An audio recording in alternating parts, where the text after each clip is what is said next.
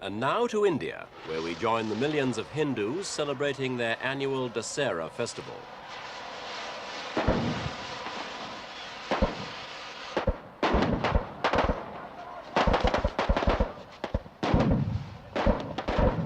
The festivities, which go on for 10 days, are known as Ram Leela. Rooted in ancient Hindu mythology, the whole event symbolizes the victory of good over evil.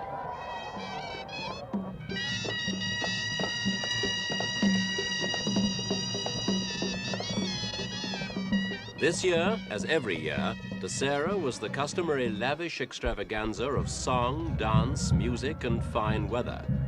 Here in New Delhi alone, there were about 100 processions like this all over the city.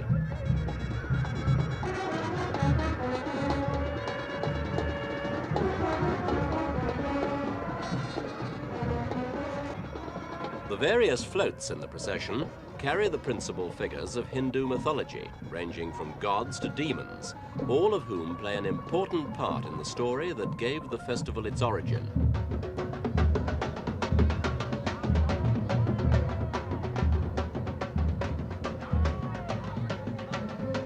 The monkey god, or Hanuman, emerges as a hero, for it was he who finally crushed the demons.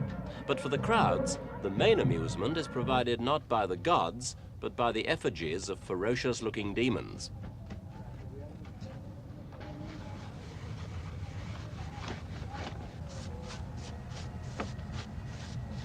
These effigies take several weeks to prepare and assemble. They are made up of a mixture of elaborately colored paper and cardboard. The demon Ravan, whose face is always painted the traditional demon color blue, is the demon king. This year's demons are more devilish than ever before. They're remote controlled to move their eyes.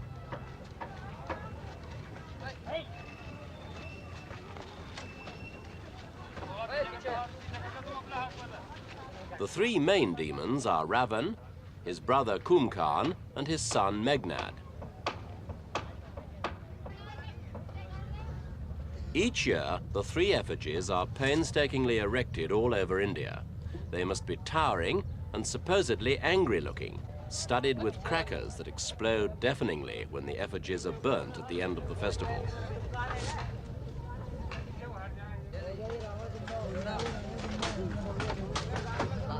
Dussehra is celebrated over a period of 10 days. On the 10th day, the effigies will be burnt, symbolizing the defeat of evil.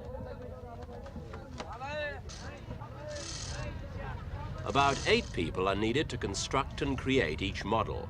Here at the Ram Leela grounds in New Delhi, the three demons have cost about £1,000, and the fireworks budget is another £1,500. All on that final day, destined to go up in smoke.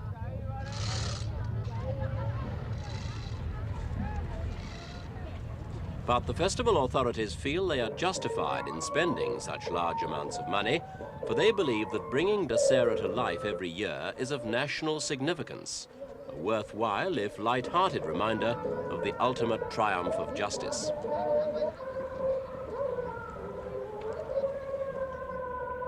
Backstage, actors prepare for the glittering pageants and processions which form an important part of the festivities.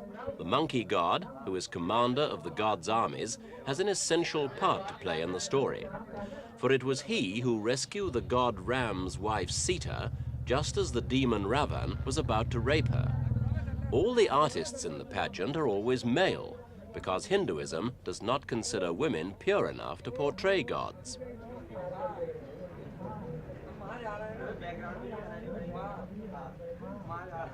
The plot of the pageant is the reenactment of the whole story of Dussehra. The demon king Ravan is crowned before he joins the procession for a showdown with the monkey god.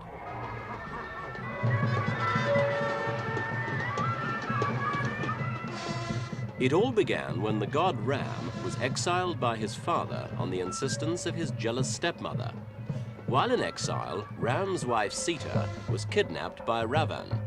With the help of the monkey god Hanuman, Ravan's whereabouts were traced, and he was found on the island of Sri Lanka, just across the South Indian mainland. After rescuing Sita, Hanuman is said to have burnt the ancient city of Sri Lanka with his tail.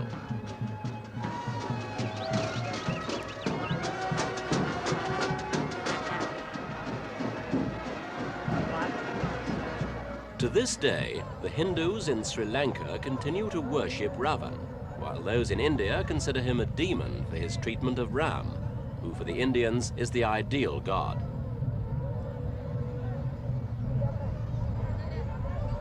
His rule of truthfulness and equality is known as Ram Raj, symbolized here by Ram and his brother Laxman carrying bows and arrows.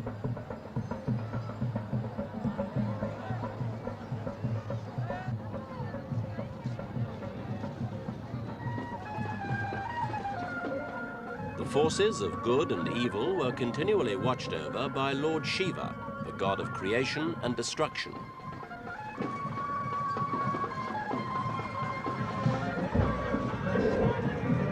For Hindus in the Bengal province of India, Durga is the patron goddess.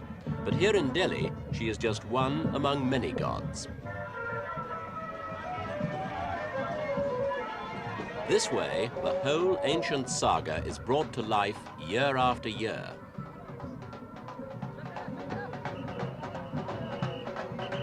The heroic Hanuman raises a cheer as the crowds are reminded of his crushing victory over the demon brothers. It was only after Ravan had been defeated that God Ram was reinstated, marking the start of the golden age of Ram Raj. In fact, this example of the ideal rule was the goal of Mahatma Gandhi. Over the 30 years that have passed since India's independence, every Indian government has claimed to be striving towards this achievement of equality and justice.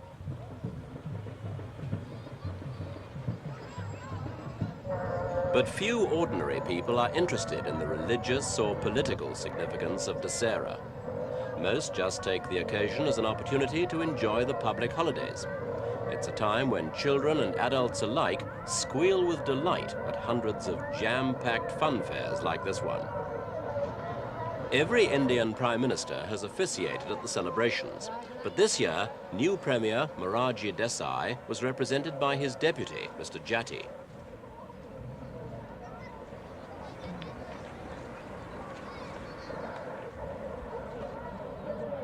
It is also an event which draws diplomats and other officials.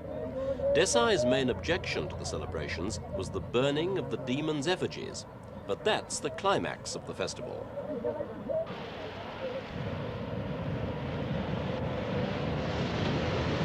At dusk, the fireworks begin in preparation for burning the effigies. But the main fireworks display has yet to come, for when Dussehra ends, Diwali, or the Festival of Light, begins, marking the god Ram's return from exile. This year, it falls on the 10th of November.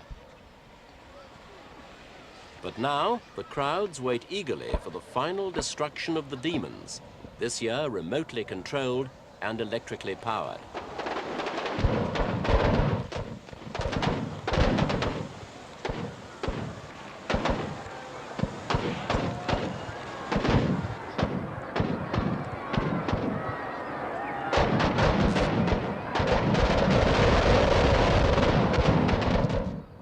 And the most spectacular point of the whole festival, burning the giant demons, well underway amid excited cheers and dazzling flames.